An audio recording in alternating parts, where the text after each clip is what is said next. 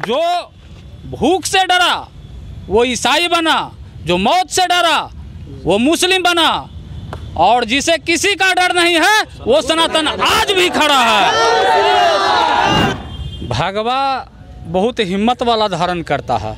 भगवा धारण करने का औकात किसी भाणवा में नहीं होता है।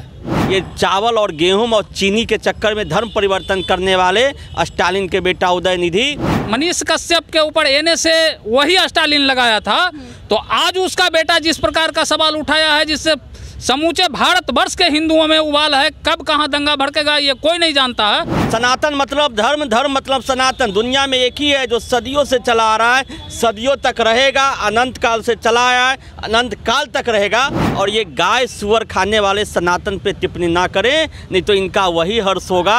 कृष्ण भी हम, बलराम भी हम हैं, जिस रूप में तुम स्वीकार करो लड़ने को तैयार भी हम हैं।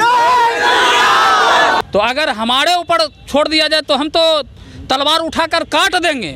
नमस्कार, मैं अंजलि और आप देख रहे हैं द इंडियन स्टोरी। जैसा आप देख सकते हैं मैं पटना के गांधी मैदान में मौजूद हूं और मेरे साथ श्री राम सेना संगठन के लोग यहां पर मौजूद हैं।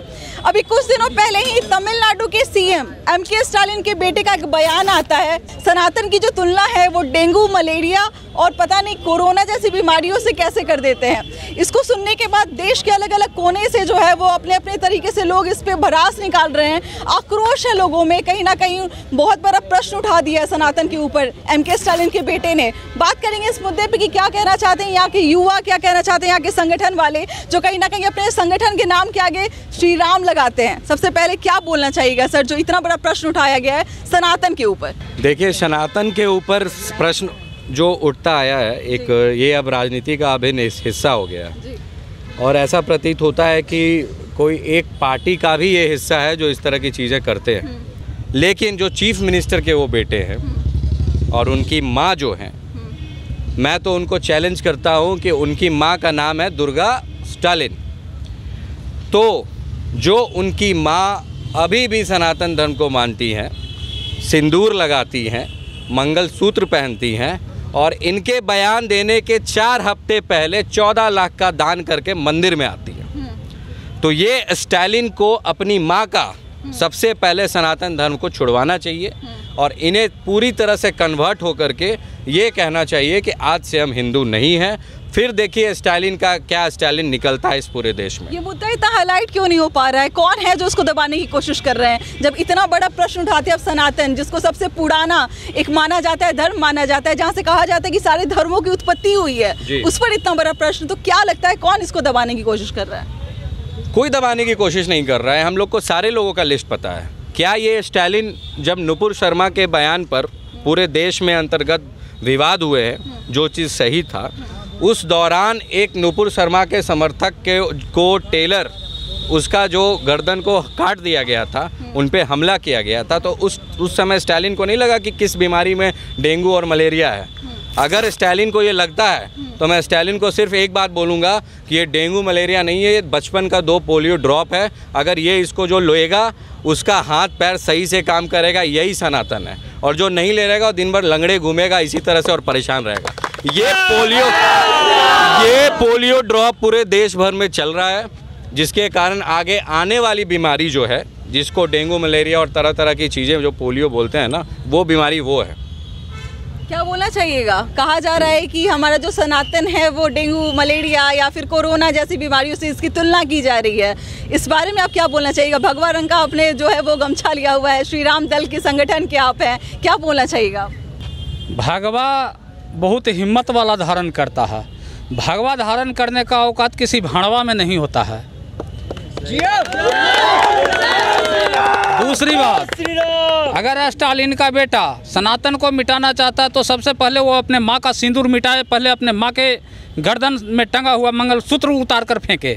जिसने सनातन धर्म से टकराया है, जो अमर रावण था, अमरत्व का वरदान प्राप्त था कि वो मरेगा नहीं, उसको भी सनातन धर्म में पैदा लेकर भगवान श्री राम ने मिटा दिए।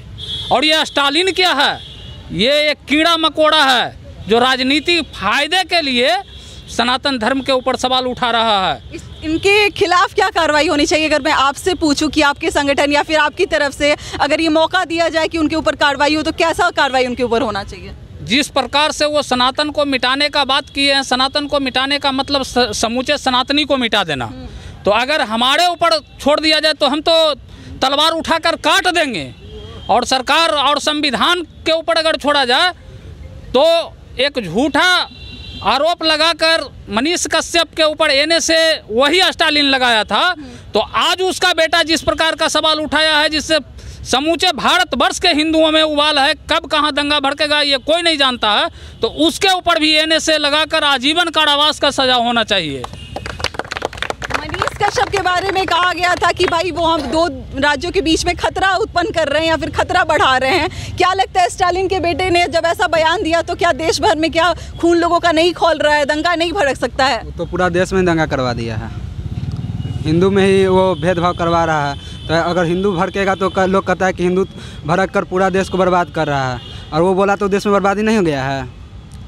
कुछ लोग सर कह रहे हैं कि हिंदू में तो अपने ही धर्म में जो है उच्च और नीच जाति में बांटा हुआ है, इसलिए शायद इकट्ठा होकर लोग आवाज़ नहीं उठा रहे हैं इस सनातन पे जो बयान आया है एमके स्टालिन के बेटे उदयनिधि स्टालिन का। दुनिया में एक ही धर्म है जो अनंत काल से चलाया है, अनंत समय से है और अनंत समय रहेगा, वो सनातन है। और जितने भी देख रहे हैं इस्लाम, ये क्रिश्चियन, इनका क्या अस्तित्व है?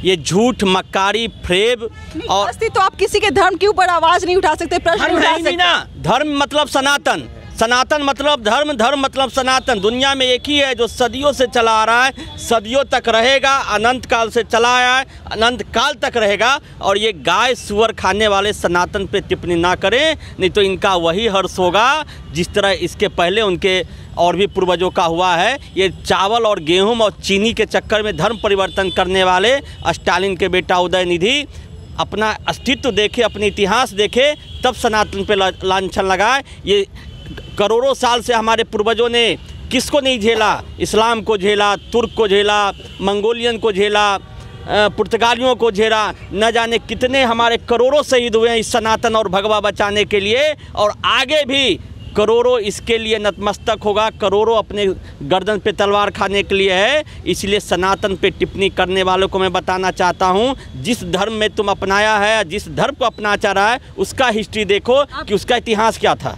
आप किसी भी धर्म को काला कैसे बता सकते हैं, या फिर मतलब इग्नोर कैसे कर सकते हैं, या फिर ऐसा कैसे कह सकते हैं? देखिए, दुनिया में एक ही जगह पे आप रहते हैं, वहाँ पे हर धर्म के लोग रहते हैं, यहाँ धर्म है ही नहीं। आप बताइए, कोई पूछ रहे हैं किसी धर्म पे, हम लोगों से पूछते हैं कि क्या भारत में तो कोई मुगल नहीं था?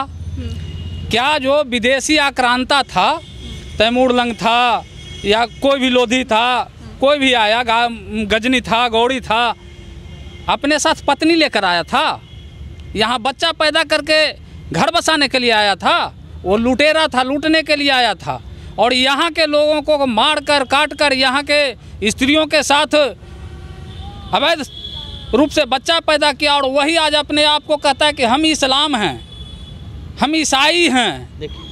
इसमें होता क्या है? जिसने जो भूख से डरा वो ईसाई बना, जो मौत से डरा वो मुस्लिम बना, और जिसे किसी का डर नहीं है वो सनातन आज भी खड़ा है।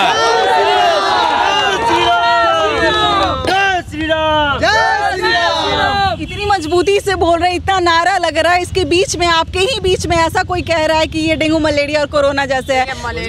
मलेरिया का जो उसने बात किया ना, सनातन धर्म के मतलब कि उसने जो है टिप्पणी किया कि डेंगू मलेरिया है, तो मुझे लगता है कि उसको डॉक्टर से चेकअप कराना चाहिए। मुझे तो लगता है कि उसी को डेंगू मलेरिया से वो ग्रसित है, चाहे उसका पूरा फैमिली ग्रसित है, क्योंकि जो होता है वही दूसरे पे लांछन लगाता है। और लगना चाहिए कि नहीं लगना चाहिए? बिल्कुल लगना चाहिए। अगर उसको लगता है कि मनीष कश्यप ने अगर दो गुटों में मतलब लड़ाई करवाया, तो ये तो पूरा भारतवर्ष में लड़ाई करवा रहा है, पूरा दंगा करवा रहा है, तो उस पर 110% लगना चाहिए। दंगा करा रहा है, कहाँ कोई केस दर्ज हो रहा है? बहुत ज्यादा तो उसके बारे में 226 सिविल जस्टिस ऑफ इंडिया को लेटर लिखा गया है कि उदयनिधि स्टालिन के खिलाफ कार्रवाई अत्यंत आवश्यक है, और सिविल जस्टिस ऑफ इंडिया ने भी कहा है कि इस पे भी कार्रवाई होगी। उस 226 में हम लोग भी हैं। 226 तो आपने एप्लीकेशन दे दिया, दर्ज करा दिया, क्या लगता है इस पे कोई कार्रवाई होगी? देखिए, आप जो बोले धर्म का, सबसे पहले मैं उसको क्लियर करता हूँ। जो धर्म का है, आप देखिए, ये सनातन धर्म ही है। किसी को ये नहीं बोलता कि भैया तू हिंदू बन जाओ,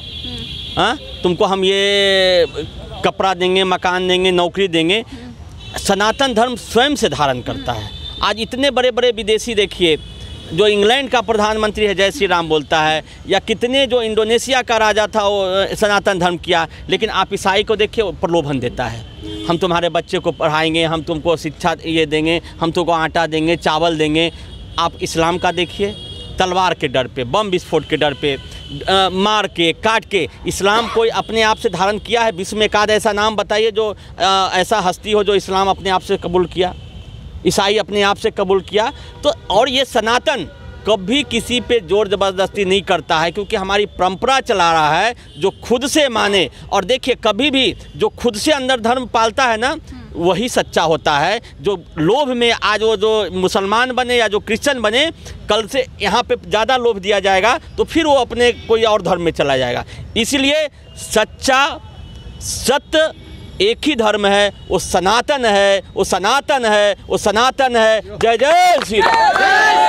क्या लगता है, पूरा भगवा धारण किया और गले में जो है भगवान, गर्व है हम लोग को। उदयनिधि स्टालिन, जिसका एक पीढ़ी तो समाप्त हो गया है, ये हिंदू विरोध करते करते, लेकिन सनातन समाप्त नहीं हुआ।